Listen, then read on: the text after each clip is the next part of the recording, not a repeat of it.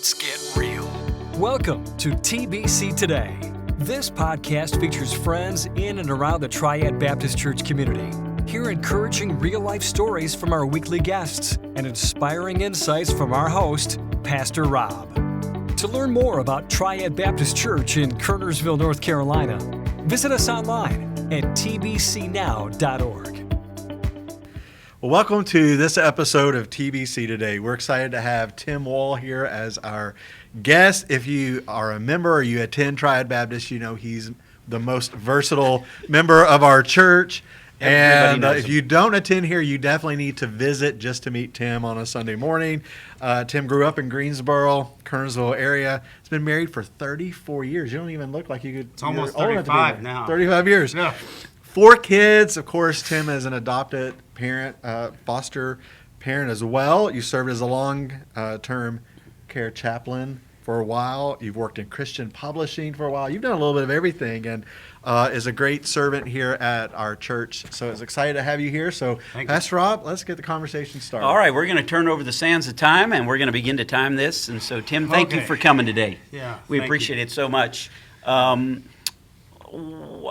trying to think whether I should jump right in or maybe tell us a little bit about your background. Just give us a short history of how you ended up at Triad, those kind of things. Well, we ended up at Triad because we wanted Levi to play upward soccer, and Johnny Manuel was the coach, and then we found out the preaching was good, and it's always good. So we stayed. Okay, great. And we lived in Kernersville at the time, and so it was. We wanted a church that, quite frankly, we wanted a church that was reflective of our family. We really appreciated the intergenerational focus and that, we actually were going to church with grandparents, We like that. Yeah, that's kind of cool. Yeah. Well, Tim, you've been a real asset here at the church. I know you're involved in the greeter ministry, but everybody does kind of know you some way, some form, or you're connected to them somehow in life. And it's absolutely amazing to me, all the people you've been exposed to in your life and just the relationships you value. You've just got a high value for people and caring about them. And it's amazing how you've just involved yourself in people's lives. And the reason we invited you today was really to focus on this whole issue of caregivers. And really, there was some things that happened in your life that brought you to a point where this became a huge issue for you. And I'd like you to just kind of start that journey with us and tell us kind of what happened with you, why caregiving is a passion for you now. Yeah, well, my parents were foster parents.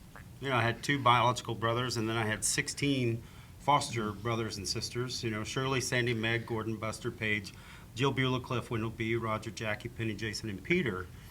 And wow, that's impressive. Yeah, and it feels very honoring to be able to share their name. We have no idea where they are. We don't know what their real names are.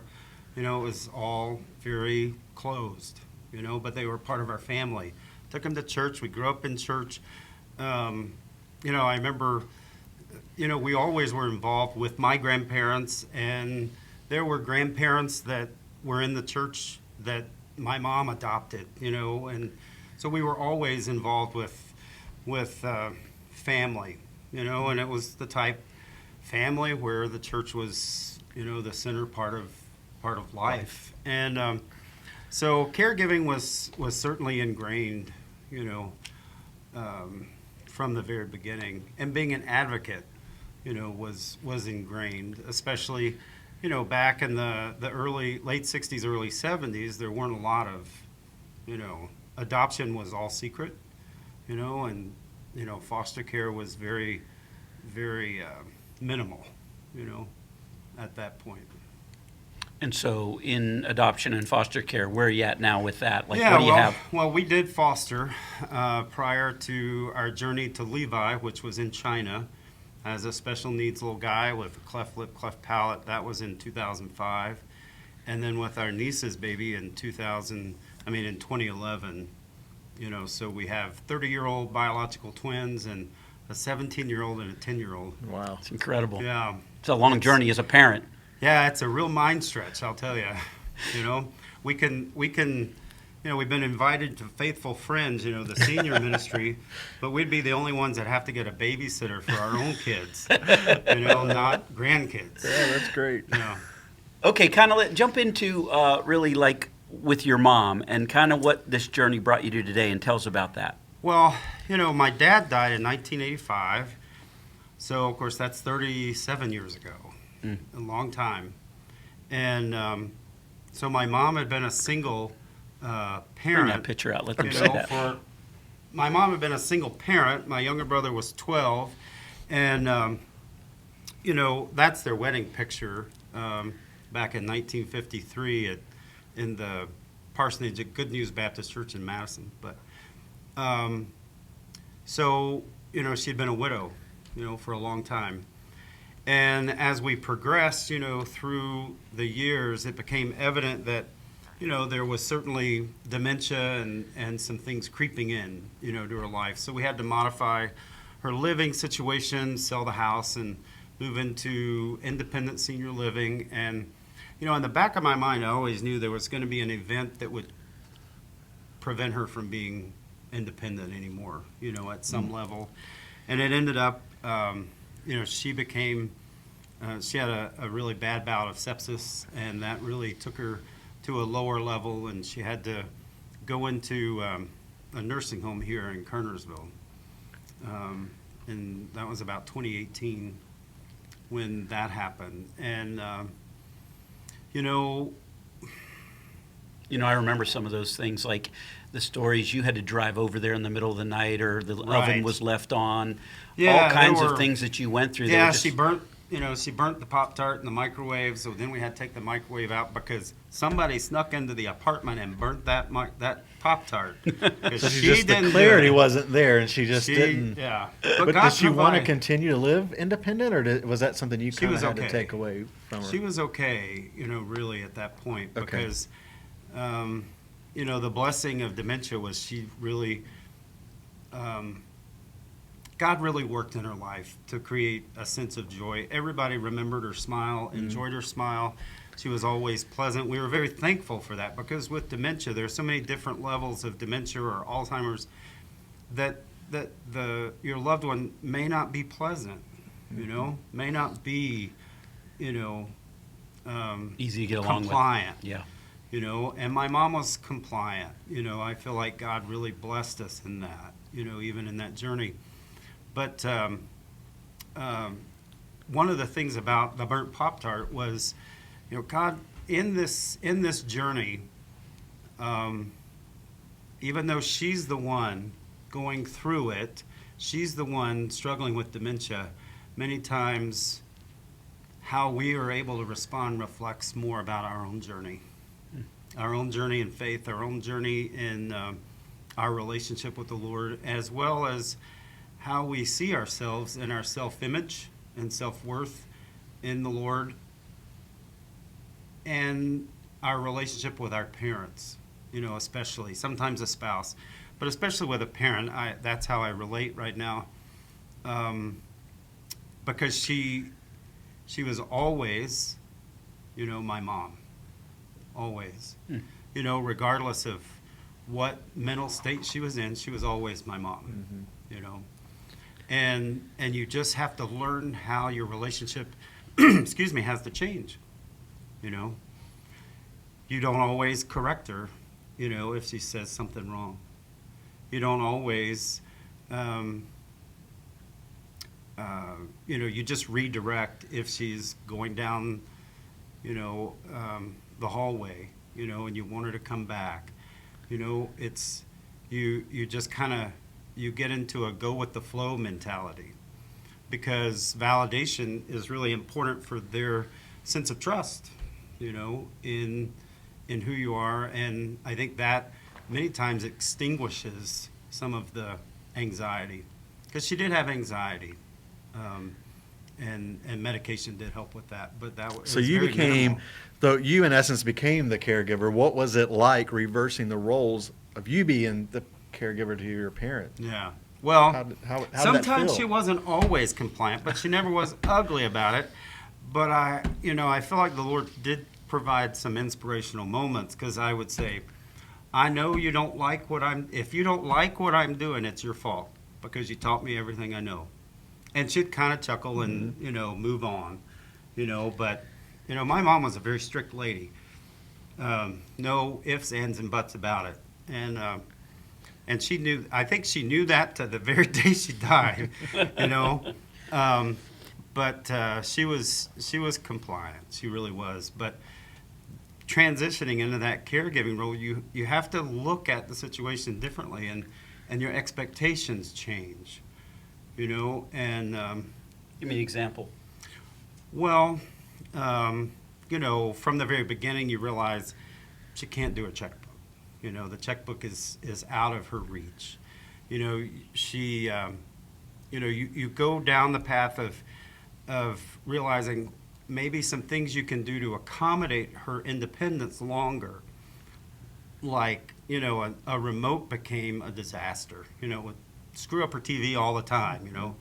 So I found a remote that was simplified. Just channel up, channel down, volume up, volume down. We could get you one of those. I mean, it really.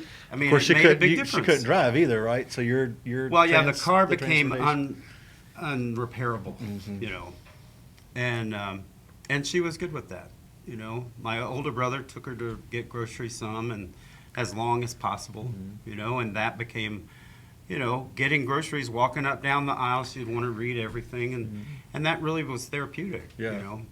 But moving into the caregiver role, you really have to, it's still your mom, but, and you still have the respect, you still have the love, but you become an advocate, Yeah. and some folks are very timid, about, if it's a situation that's not good. She was over-medicated at the hospital and things like that, and you just have to know everything. So when the COVID-19 pandemic hit in 2020, Right. How did that affect you having to know everything? Yeah, that was a real struggle because they locked down nursing homes on March the 10th of 2020, and she was really struggling. You had to see her from the window. I mean, she had, dementia, but she knew well enough that it was odd that we were on the window trying to talk to her inside. One time I was talking to her on the phone, and I was trying to get her attention, waving at her, and she said, "There's some man at the window waving at me." It's like, "Mama, that's me," So, I mean, she had enough sense, but then there were times that became a real emotional journey for her, because even though she had dementia, she realized this isn't right. What did I do wrong to make my family not want to come see me? And she would be in tears. What did I do wrong? But through that whole process, she lost weight. They weren't providing the care, that they should have. I called in an investigation, and they found some deficiencies. And one time, she was not doing well, and I took her to the ER. And the doctor at the ER that day, they checked her out, and she was dehydrated and had a urinary tract infection. And Which I made said, her out of her mind a little, yeah, right? but then but she responded really quickly to IV and handled the dehydration. And I asked the doctor, I said, "So do I have to take her back? Do I have to have the ambulance take her back?" He said, "No, you can take her back." I said, "Really?" It was a Sunday afternoon.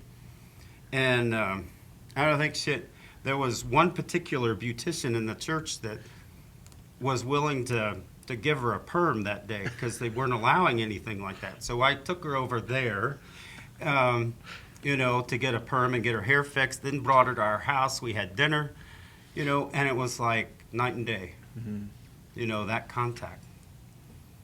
And then shortly after that, from some of our leveraging with North Carolina Caregivers for Compromise and a small group of us that was a task force, they allowed compassionate care visits, that if there was a loved one in any long-term care, it could be a child in a group home that was having emotional or had actual physical decline as a result of the isolation, that you could be designated as a compassionate caregiver and you had access regardless, of what the COVID status was, what her COVID status was.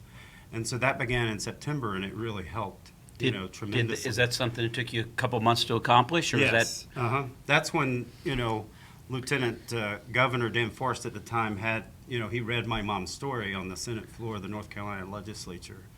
And, it's fighting, just fighting.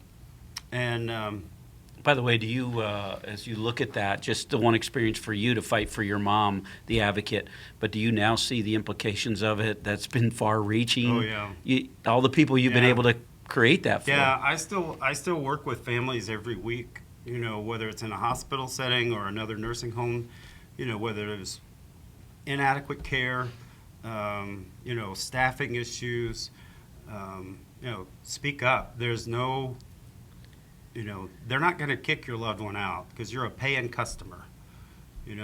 Speak up. You're not going to make anybody mad. Just do it. Because what their baseline is the most and the best. So when that happened, when you got that happened in September, you were able to freely go as this caregiver now. What was that designation called? Compassionate care. You were compassionate care. That was initially just for end of life scenarios, but they changed it Because of COVID. Yes. And the fact that they shut everything down. Right. You actually had to get it reversed because of this new Right.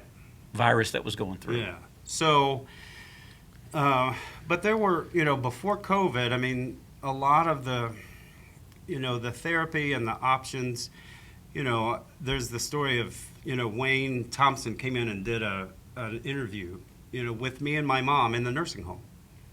And I did something he wasn't aware of. My dad was in radio, and that's how they met. She was in a singing quartet, with Good News Baptist Church, and that's how they met on a Sunday afternoon, because the quartet would always come to the radio station in Mayodan and sing. That's pretty cool. So anyway, I had an album. My dad had cut an album, so we have an audio recording, vinyl record of their wedding ceremony. And so Wayne didn't know I was going to play it, but I played it while he was there. So he was able to witness how she responded to that, and she was holding this picture. And she never said anything. She would laugh because there was a funny part. She couldn't get her. She started snickering, and you can hear it on the recording. But it's because she had gloves on, and she couldn't get the glove off to put the ring on, So she's, like snickering. But at the end, she just was holding her hand on the picture and just said, "He's mine." And I know I've shared this with you before, but, it's like those are the veins of gold that you look for. Those moments that just pop up. I might have spent time with her, at different times, and, I really had no idea if she realized, we were together. And then when it was over, she said, "Well, thank you for spending the day with me." What Even though it advice might have do been you just an hour. What advice do you give to people who are going through that with their parents, aging or Right. sick or dementia? What do you say to them? Because Because everybody's busy. They're right? still there, They're still there in that body. And especially if they're believers, the Holy Spirit is still indwelling in them. My mom, that night with Wayne there, I had her close in prayer. And, everything she said was a complete sentence, was logical, was intact and appropriate as she prayed. Wow. Because, see, the Holy Spirit doesn't require our mind, That's why someone with dementia can fully sing a hymn and worship, but they might not be able to tell you what their name is. And I really feel like that's a moment of freedom when the Holy Spirit can surpass the limitations of our physical, body, and actually worship. Yeah, that's beautiful. And actually worship. But there are those veins of gold that just, you find them, and they could be fleeting, they could pause, it could be a moment, but it's those moments you never forget. you know, you never forget. That's good. But, you know, when it'll be a year next week that she died, you know, and, you know, I think it's also important for families to just do whatever you need to do to not have regrets. You know, if something crosses your mind that maybe you should do it, then do it. You know, maybe that's the prompting of the Holy Spirit, you know, to do it. Because you're not gonna, you know, it's not gonna be a problem. Just do it, try it, you know. Find as many stories as they can tell. You know, share, reminisce. Don't ask do you remember this? Just start reminiscing, you know. I created a family tree that had removable name tags because it can be very disarming or it can cause anxiety. Say, do you know who I am? You know, just put the name tag on. She reads the names. Yeah. Her reading, you know, stayed intact. What are some other creative things you did to help with that, with the dementia, and then with the isolation? Yeah, well, even with pictures like this in frames, I wrote on the glass who they were, you know. That's a good idea. So that not only it would be for her benefit, but then her caregivers in the nursing home would know as well, you know, who is that? So they could prompt, you know, communication and conversation. You know, I found different ways to, she flooded her apartment. It ran down into the first floor, off the second floor. And there was a down rod aerator that you just, in order for the water to come on, you had to push it with your hand. So it prevented, you know, it totally prevented, you know, her from flooding her apartment ever again, you know. That's Things smart. like that, Yeah. you know, there are lots of accommodations and things that you can do to help, you know, for safety. Because you do have to understand that safety is really a priority. But you can't, just like a toddler when they're starting to walk, they're going to fall. So as much as I wanted to put her in a bubble wrap, you know, you can't do that. You know, you can't do that. They still have to, you know, they still have to do. And the other thing is, you know, her happiness was still her responsibility, not mine. You know, so your mom, you know, my mom's, you know, your grandmother, you know, I can't make her happy. That's not my, I can't take on that responsibility. You know, I can make sure the environment is good. You know, that she's, you know, there's Cared for. nutrition and cared for, but, you know. So the her pressure of happiness trying is- to entertain somebody or keep somebody busy or spending a certain amount of time or hours with them really Yeah. is undue pressure on yourself. Yeah, you have to really balance that. And then as a caregiver, you have to make sure you take care of yourself. Yeah. You know, I did that and I didn't, you know, still recovering, you know, from that. Because you become so focused, you know. You know, you still have a family, you still need to maintain healthy relationships. And, you know, in the back of your mind, and, you know, I always relied on 2 Corinthians, the 4th and 5th chapters. What you see is temporary, what you don't see is eternal. You know, we have this earthen body that is decaying day by day, but our spirit is being renewed, you know, day by day as well. So even now, you know, our body is decaying day by day, Right. you know, and Feel it. But our spirit is being renewed, you know, day by day, as we get closer, you know, to the end of our physical life. Yeah. You know. You know, it's just to think about your life in general. You know, you've always been that kind of person that sees a need, identifies it, and how can I help? And so, like, even when you sent me a video one day, you said, hey, watch this. And I watch it, and it's in Raleigh, and the governor is speaking in Raleigh. Next thing you know, they open the mic, and Tim walks up, and he starts. I raised my hand. I couldn't believe it. It's like I saw my hand go up. And the next thing you know, he's speaking for all of North Carolina, and the caregiver response He would tell me one time, he said, his boy was out in California. He said, I'm going. There was something going on with his boy. He wanted to go see him, and he just got on a plane and went out there to see his boy. And I just remember being struck by that, how he does have these promptings, and he acts on them in such a way that's in behalf of the other person. And I think I sense that from your heart for anyone. And you're never really, you get your point across, but you're never unkind.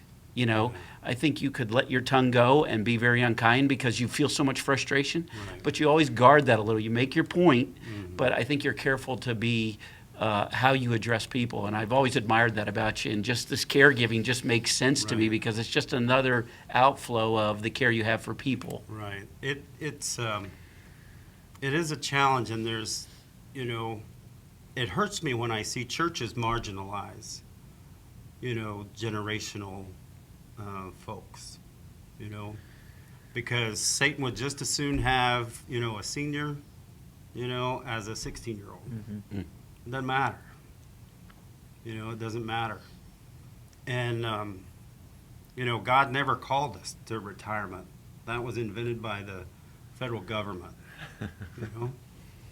And so given the fact that, I'll be well into my 60s before my daughter graduates from high school, I really am glad about that, God's got a purpose, and we all have a purpose. And even when my mom was saying goodbye to Ethan when he went to went into the Navy, there were some moments that she knew it. She knew he was leaving. Mm-hmm. And she said, I probably won't see you again. So that, there were those redeeming moments. I mean, she learned how to play dominoes, with dementia in a nursing home, So, I mean, there were good times. She had good times. And even when I had to dial 911 from her nursing home room, and then she was admitted to Forsyth and then transferred to hospice. Before she became unconscious, some of the best days we had were the first two and a half weeks in hospice. She was just, as happy as could be. Thought it was just wonderful. It's evident that you're very passionate about your mom and your own family, but you're also very passionate about other people and the needs of other people. What drew you to becoming an advocate for people who were being unheard and not cared for? I just have to really say it's a calling. I can't really explain it, other than that. Spiritual gifting, whatever, but it's a part of my DNA. And that's why, I did the classes here, the trip to Bountiful, in really understanding some current needs in caregiving. And I'm certified, I did the training with the Dementia Alliance of North Carolina as a care group facilitator. And, I'm doing that kind of adjunct on the side now, but, praying about how that will become a more firm and ministry opportunity even here at Triad. Yeah, it's really cool. I really, as an outreach. Well, listen, we're almost out of time, so is there anything you'd like to say before we close, or anything that's kind of on your heart, or any way that you can help people out there that might be looking for caregiving? Well, feel free to call me, text me, email me, certainly, and just speak up. You're the advocate. Your loved one, regardless of what age they are, if they're in the hospital, what their needs are, and if they're not being met, speak up, speak up and speak out, and, you won't regret it. There's nothing to regret about it. And it's love in action, really. Yeah. And even today, I feel like I'm loving my mom every time I help someone. Well, this has been a great episode and very eye-opening. And Tim, it's been great to have you here. I know recently you were able to help someone even within our own church. Tell us about that. Well, they weren't able to see their mom. She was actually not in long-term care, but in the hospital, and they were severely restricting visits. And so I picked up on that through his post on Facebook, and I asked him if he wanted me to respond to that, and he said yes. And so I was able to contact our local North Carolina senator, and they're able to visit now. And Wow, that's awesome. it's very serious, That's and, great. and now, because healing is so important, isolation killed many people, and isolation is a threat to healing. Yeah, I agree. So, hey, if you'd like to reach out to Tim, if you want to know more about him, feel free to contact us through our website, tbcnow.org, and we can definitely connect you with him.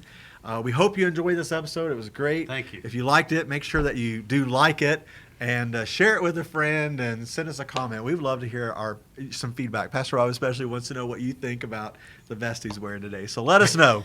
Have a great week. Thanks for joining us this week on TBC Today. We want to connect with you, so make sure to visit our website, tbcnow.org, and subscribe, rate, and review the show in iTunes, Spotify, or Amazon Music. Don't forget to share this episode with a friend, and be on the lookout for our next conversation.